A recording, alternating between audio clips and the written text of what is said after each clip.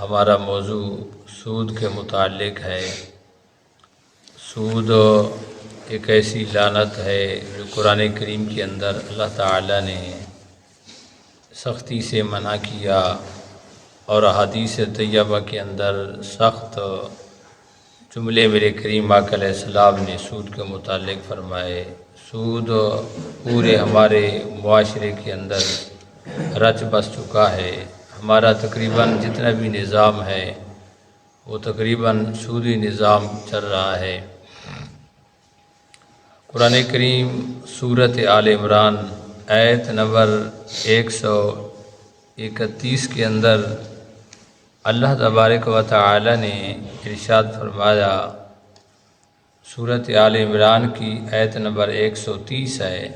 اللہ تعالیٰ نے قرآن پاک کے اندر ارشاد فرمایا، یا ایھا الذین آمنوا، اے ایمان والو، لا تاکلوا، نہ کھاؤ، الربا، سود، اضعافا مضاعفا، کہ دگنا چگنا کر کے مت کھاؤ۔ اس کا یہ مطلب نہیں ہے کہ تھوڑا ہو تو کھا لو، یعنی بالکل ہی نہ کھاؤ۔ واتقوا اللہ، اللہ تعالیٰ سے ڈرو، لعلکم، تاکہ تم تفلحون، فلاح پا جاؤ، کامیابی حاصل کر لو۔ دینی اور دنیاوی دونوں کامیابیاں سود سے بچنے کے ساتھ ہیں، اور اگر جو آدمی سود کھاتا ہے، سودی کاروبار کرتا ہے، تو وہ دونوں جہانوں میں ناکام اور نامراد ہوگا۔ تو کامیابی اللہ تعالیٰ نے جو قرار دی ہے قرآن پاک کے اندر، وہ یہ دی ہے کہ سود نہ کھاؤ اور اللہ سے ڈرو۔ ڈرنا، خوف الہی، تقوی، پرہیزگاری، یہ کامیابی کا ذریعہ ہے۔ خوف الہی انسان کے دل کے اندر ہوگا تو وہ سود بھی نہیں کھائے گا، کسی کے ساتھ ظلم اور زیادتی بھی نہیں کرے گا، گالی گلوچ بھی نہیں کرے گا، اور خوف الہی ہوگا تو وہ نماز، روزہ، اس حوالے کی طرف بھی وہ رجوع کرے گا۔ تو اللہ تعالیٰ نے کہا سود بھی نہ کھاؤ اور ڈرو بھی اللہ تعالیٰ کی ذات سے، تو اللہ نے فرمایا پھر تم کامیاب ہو جاؤ گے، فلاح پا جاؤ گے۔ واتقوا النار اللاتی، اللہ فرماتا ہے ڈرو، بچو، واتقوا، بچو، النار، آگ سے، اللاتی، جو کہ اعدت، تیار کی گئی ہے، للکافرین، کافروں کے لیے۔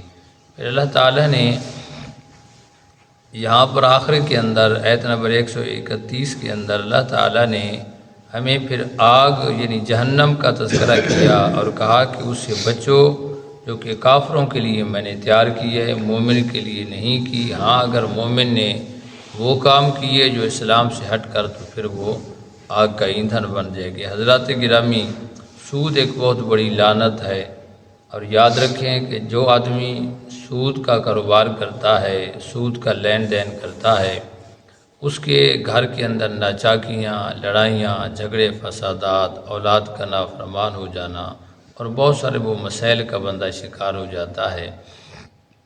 میرے پیارے کریم آقا علیہ السلام کی حدیث عبداللہ بن مسعود راوی، سنن ابو داؤد، سنن ابن ماجہ، نسائی، جامعہ ترمذی، صحیح مسلم اور صحیح ابن حبان، یہ حدیث کی کتب ہیں، ان کے اندر یہ حدیث موجود ہے۔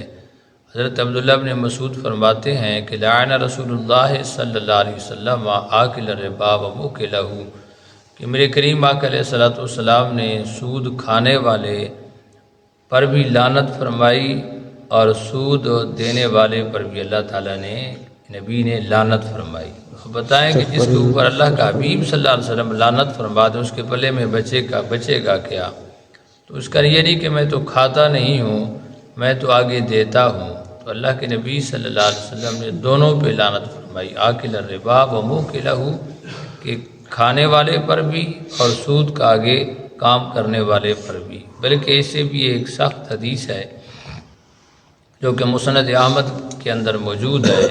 حضرت عمر بن العاص رضی اللہ تعالیٰ حدیث طیبہ کے راوی ہیں کہ میرے کریم آقا علیہ السلام کی حدیث طیبہ کا مفہوم یہ ہے کہ آقا علیہ السلام نے ارشاد فرمایا کہ جس قوم کے اندر سود کا وبا پھوٹ پڑے تو اس قوم کے اوپر اللہ تعالیٰ جو ہے، حدیث کا مفہوم یہ ہے کہ اللہ تعالیٰ اس قوم کے اوپر رزق روزی کو تنگ کر دیتا ہے، وہ تنگ دستی کے اندر مبتلا ہو جاتی ہے۔ جیسے آج ہمارے حالات ہیں، انسان محنت بھی زیادہ کر رہا ہے پھر بھی تنگ دست ہے، انکم ہے تو تب بھی تنگ دستی ہے، ہر بندہ پریشان حال ہے، غربت آئے دن پھیلتی جا رہی ہے۔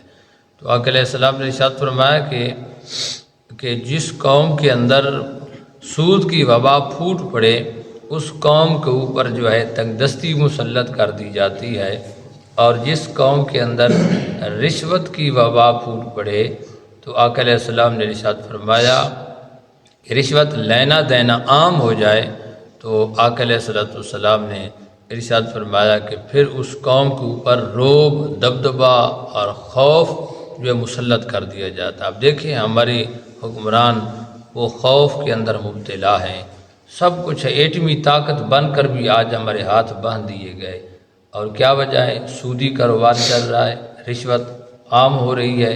تو آقا علیہ السلام نے تو پہلے ہی بتا دیا تھا کہ وہ قومیں جو ہے تنگ دستی کے اندر مبتلا ہو جائیں گی اور ان کے اوپر خوف، دبدبہ اور رعب مسلط کر دیا جائے گا۔ سب کچھ ہونے کے باوجود بھی بندے ہمارے حکمران کانپ رہے ہیں۔ ایک بندے کے پاس پسٹل ہے، اوزار اس کے پاس موجود ہیں، دشمن سامنے کھڑا ہے تو وہ پھر بھی ڈر رہا ہو، کانپ رہا ہو، تو گویا اوزار تو تھے لیکن اس کے اوپر خوف ہے، اس کے اندر ہمت اور طاقت نہیں ہے۔ تو مسلمان کے پاس تو سب سے بڑی طاقت وہ لا الہ الا اللہ محمد الرسول اللہ صلی اللہ علیہ وسلم کی ہے۔ کلمہ طیبہ سے بڑھ کر کچھ نہیں ہے۔ حضرات گرامی، 65 کی جنگ دیکھ لیں ہماری، کس طرح جو ہے وہ نڈر ہو کر لڑے۔ تو جو یہ خوف مسلط کیوں ہوا کہ یہ سودی کام چلا اور رشوت عام ہوئی، تو پھر جو ہے سب کچھ ہونے کے باوجود بھی آئے دن ہماری عوام کے اور ہمارے ملک پاکستان اور ہمارے حکمرانوں کے حالات ہمارے سامنے ہیں۔ جب تک اس سودی کاروبار سے اور رشوت سے جو ہے معاشرہ پاک نہیں ہوگا، یہ کبھی بھی امن اور سکون نہیں آ سکتا۔ ضرورت اس امر کی ہے کہ ہم نچلی سطح پہ کم از کم جو ہے ہم تو جو ہے اپنے آپ کو بچائیں، کیونکہ جو ہے ہم اپنے آپ کو بچائیں کہ سود سے، تو ہماری جان تو محفوظ ہو جائے گی، ہمارے گھر کے اندر برکت آئے گی۔ اللہ کریم ہمیں اس سے بچنے کی توفیق عطا فرمائے۔